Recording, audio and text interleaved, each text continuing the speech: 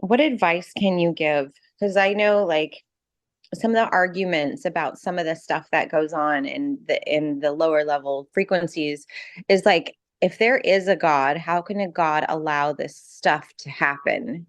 And I think that's a really important, I think a healthy amount of skepticism is very good, even in what we do. Like we trust and we love and we have faith, but a healthy amount of skepticism in asking those questions and getting higher perspectives is what it always leads to. But what can you suggest or offer for anyone who feels like, how could God allow these terrible things to happen? Yeah, absolutely. We completely understand that. And it is the evolution of a young species. And so there is a lot of things that have to play out when you're a new species that may seem hard and it might seem unfair and it might be able to feel like you've been victimized or just the amount of pain that we've seen on Earth. It can be hard to wrap your mind around, but it has all been purposeful. And the angels and spirit guides, they have all been here watching you, loving all the experiences that have happened in this realm. Because if you're here to experience everything that you are not, then that means that when you come back to self, when you have an awakening, it truly opens you up to everything. So when you finally remember you're this beautiful divine being and you've had to go through these different traumas and you've really gone to the deepest depths of the darkness, but you've transcended it and you can't come back to self. How beautiful of an experience is it when you come back to self and find your way back? Love that. I love that. And what are you guys doing on the ship right now, on the galactic ship?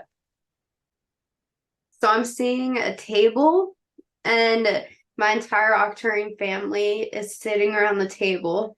They're creating an entire new construct for Lyra. So it's not that Lyra and Vega is even going to be like a part of this mental construct. It's that we're creating a whole nother mental construct with its own realms and multidimensional spaces. And we're going to have a Stargate that takes you between both constructs. And so Lyra is going to be Lyra is the newest project that my Arcturian self is building, and she's working on creating the construct of the Matrix for that reality right now. Now, the way you make it sound is it sounds to me like you're creating a video game. Is it Yeah. kind of like, okay, So this is what we'll talk about in the next Emerald Tablets. That's why all of this flows so well, is because your reality is actually just your higher self projecting yourself into the simulation that we've created. so there's like 12, there's like 12 questions to that. And I think that maybe they're best left to move forward into the next podcast that we do, or the channeling for that. But it's just when you talk about it, is that what it looks like holographic in nature when you guys are sitting around the table? Is it like a holograph that you guys are working with, creating these worlds? Or like, because that's how I see it in my mind's eye, but explain to me what it looks like to you guys. Yeah, absolutely. So it just looks like this giant hologram.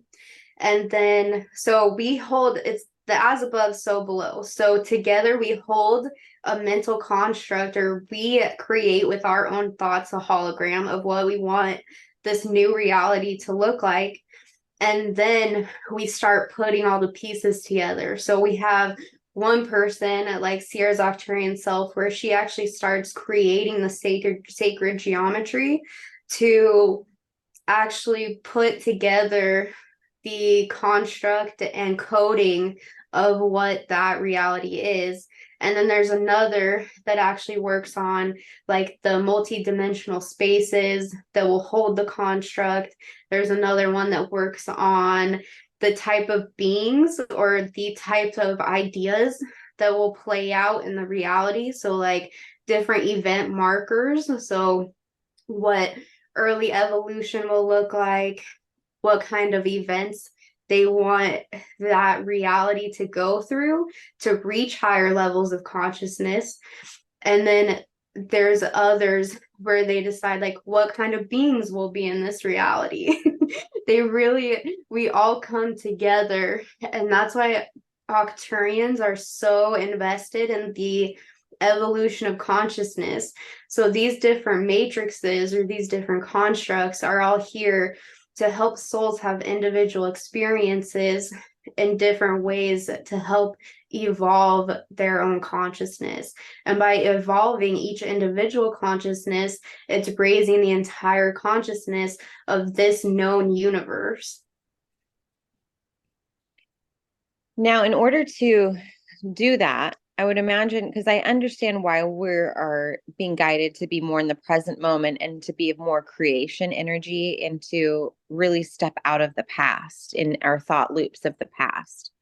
Now, in doing so, what you guys are talking about, it seems like you have to be very present and forward thinking of creation in order to hold those constructs. But what do you guys use past what would be like what we would call past memories for? Like, do you guys ever think of the past, or is it just like once it's experienced, it's gone, or how do you use it? Yeah, so past, present, and future is all happening at once. So the way that we see time, it's almost like a deck of cards. So you could see an aspect of yourself. Say there's an aspect of you in a completely different reality, and you want to see that life play out. So it's like a deck of cards where it's different events taking place stacked on top of each other, and we're able to see different cards of that lifetime. But since you're this little ball of infinite potential at any time, the cards of the past, if that is before the present moment where you're at, then those will not change. But since you're a ball of the potential, then the top cards could change depending on the choices that you make. So that's what we call a quantum shift in your life. And that's why that's like different Mandela effects and things like that. That's why you have the same memories of it, but maybe things are a little bit different. It's because like there's a collective a deck of cards and then there's your own individual deck of cards.